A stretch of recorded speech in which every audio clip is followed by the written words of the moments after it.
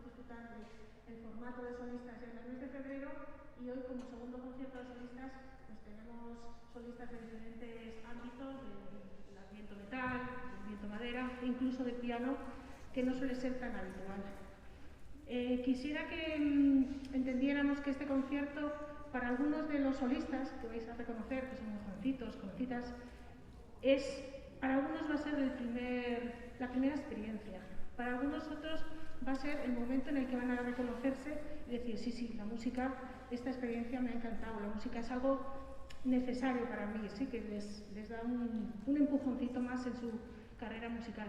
Es una experiencia a caballo entre lo que es la parte académica y una parte casi semiprofesional, ya que están acompañados de una agrupación profesional.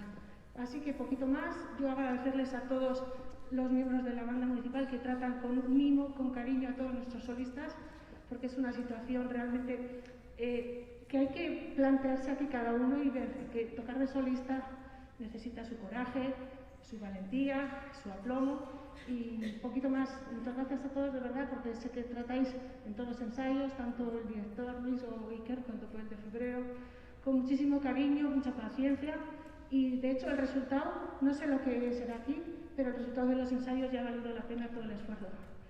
Espero que, si él tiene dicho que para algunos será la primera experiencia, para otros será un momento de confirmación de su vocación musical, espero que para todos vosotros sea un buen momento de disfrutar de un concierto bonito. Un poquito más, yo me despido y luego al final Luis os dará un poquito las pautas para el desalojo que necesitamos hacer de cara a las medidas COVID.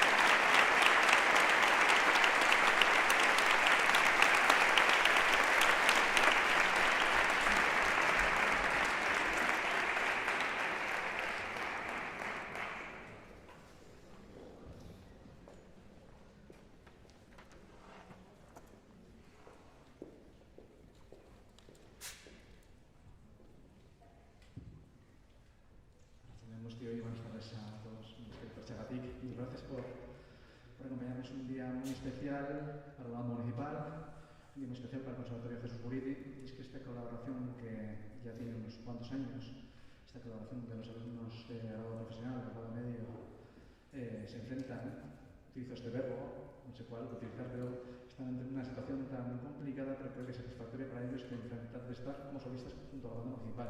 ¿Se me oye? Sí. Para la banda es una gozada trabajar con ellos, con ellas en concreto, hoy 5 solistas chicas, bien muy fuertes. Es un placer para nosotros conocer a las futuras generaciones, las músicos que algún día ocuparán los puestos de la banda municipal. Pues tenemos este placer de conocerlos unos añitos antes. Muy contentos de que esto pueda seguir siendo a cabo. El ciclo este año se llamaba Gasteiz Talent, era de 2 conciertos y que además, bueno, ha nacido esto de Gasteiz Talent para, bueno, con la idea de que sean más conciertos por temporadas y que tengamos más oportunidades para ver a estos jóvenes promesas en acción. Agradecer desde la banda municipal al conservatorio su trabajo increíble de gestión de organización, de trabajo con los alumnos. Es una gozada y creo que todo esto se nota hoy aquí. Espero que hayan disfrutado del concierto. No os he contado nada del concierto, suelo contar cosas, pero como quizás el público no es tan habitual, pues no os he dado la chapa. Otro día les contaré solo una pequeña anécdota. Cuando las obras las proponen los profesores y profesoras de los alumnos, me propusieron el programa, que es que no lo tienen, ya sé que con esto del COVID no pueden tener ni programas de mano ni nada. Nos proponían 2 obras de un mismo autor y les dije, ¿son el mismo autor? Y me dijeron, no hay ninguna obra repetida. Y es que quizás es una cosa que se llevaron sorpresa hasta ellos, hay una obra firmada por una mujer compositora, que esto es bastante habitual en la banda municipal, que programemos a mujeres compositoras, pero en este caso ha sido una trampa. Rita de Ford, que ha sido la compositora de la obra de clarinete y banda, no es Rita de Ford, se llama André Bagnin, es un hombre francés fallecido hace unos pocos años, uno de los grandes compositores, que además hoy era el compositor del concierto para piano. Es decir, no teníamos mujer compositora y había además una pequeña trampa. Con esto me despido. Sí que les vamos a hacer una pequeñita propina, ya que estamos, ¿verdad? Espero que una propina muy festiva, es el último movimiento de la suite de Reed, Galop. Eskerrik asko etortzeagatik, mil gracias por venir. Eskerrik asko.